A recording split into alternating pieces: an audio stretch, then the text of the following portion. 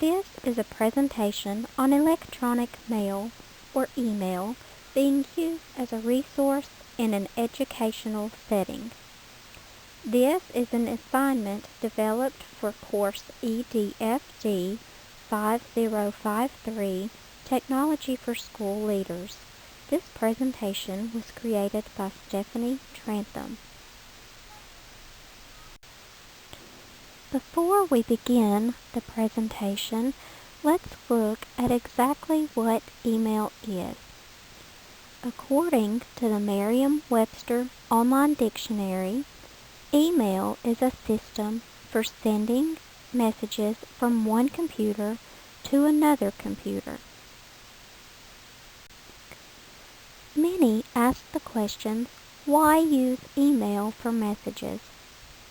Well, there are many reasons why using email for messages would benefit leaders in an educational setting.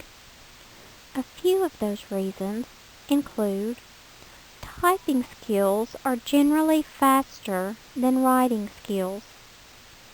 According to ratatype.com, the average computer typist types 41 words per minute. The average adult can only handwrite 30 words per minute. Type also tends to be more legible than manuscript. In most cases, this can depend on the type of font that is used, but in most cases, type is more legible. One of my personal favorite features of email is the spell check. This also helps to make sure the messages are read easily. Emails have the capability to be sent to more than one recipient at a time without having to make copies either by hand or by using a copy machine. A copy of your original email is automatically stored in a sent folder. If you forget to send a message to someone, the original message can easily be located in your email's sent folder. The message can then be pulled from the sent folder and sent to another person. Information can easily be organized. According to Dr. Brian Dixon, author of the Innovative School Leader's Guide to Social Media, there are two essential folders to process emails. The first one is the Read Someday folder. This is where you will place emails that, when given the time, you would like to read. You also need a Waiting For folder. After sending an email that requires a response, this folder needs to be created to collect the feedback. This will help you look at what you have received and what you are still waiting on. Other folders can also be created. As a teacher, I keep a parent communication folder. I store all parent communication in the folder so that if I ever need it, I know where to find it.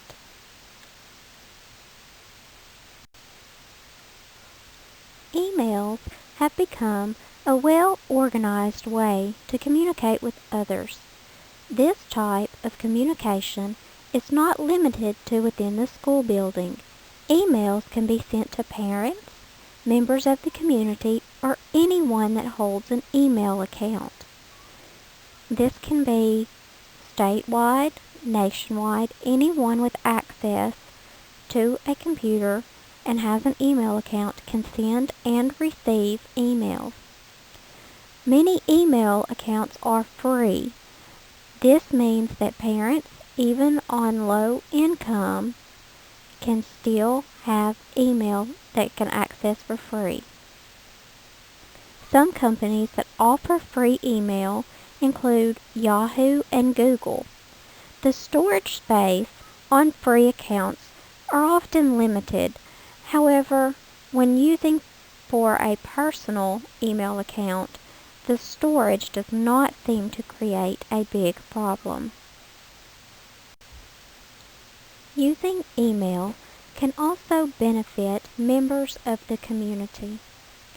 Emails help to keep the community aware of what is going on within the school district. At our local school district, the administrators email our local newspaper so that all readers will know what is going on in the school. The administrators and teachers also send pictures and articles of special days so that the information can be published in the local paper. The members of the community pay taxes to help fund schools. They have a right to know what is going on within the school district. By using email and teaching students to use email, we are building a skill to help students become successful members of the community once they leave the classroom. Emails are also a great way to keep in contact with parents. If parents have questions or concerns, they are able to contact administrators or their child's teachers via email.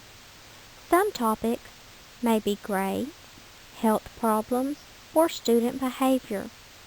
Most often, this is a good way to communicate versus a phone call due to the fact a teacher cannot leave a room full of students to answer a phone call. As a teacher, I am able to check my email a few times a day and respond to parent questions or concerns. In the past, I have had parents email me wanting to collect makeup work for a sick child or because they had a question about the classwork. Most teachers do their best to respond to emails quickly. Emails can also be used to send newsletters or reminders to parents for upcoming events. Emails may also be used to schedule face-to-face meetings when those are necessary.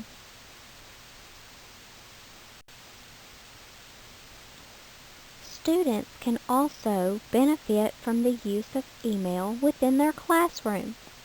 The National Teacher Training Institute, NTTI, stresses that using email to create key pals or email pen pals can be a great educational journey for students.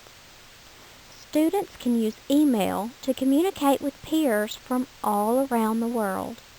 It is a great way to strengthen their writing, grammar, and spelling skills. It is also a great way to learn about different cultures and different communities. As mentioned just a moment ago, emails are a great way for students to practice writing. Emails are also a great way to reduce the amount of paper used during activities.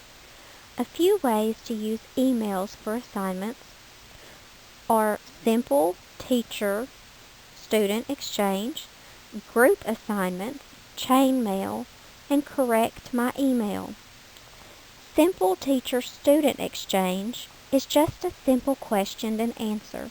The teacher asks a question and the student replies, or the student can ask the question and the teacher replies.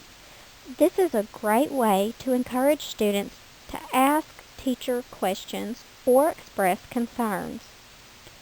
Group assignments can also be completed through email.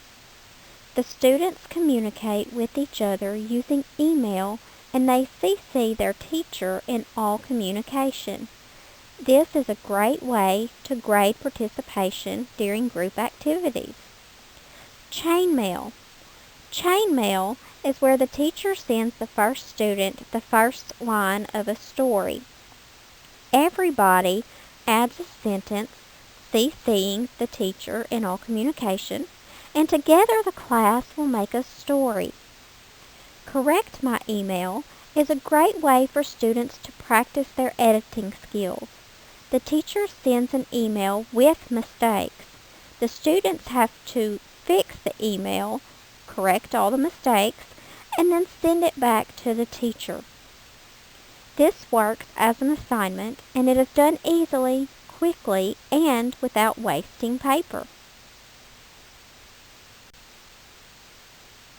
In conclusion, there are many ways a person in education could use email to effectively communicate with students, parents, and community members. As seen on the previous slide, email can be a way for children to participate in activities. By all parties communicating through email, everyone will be able to stay informed, and it will be easier to work together or collaborate to ensure the success of our students. Together, we make a great team. This is the end of the presentation. However, for more activity ideas, visit the busyteacher.org website listed on the reference page. It indicates activities that can be used for ESL learners. However, they can easily be modified to fit the general education curriculum for everyone. Thank you for your time.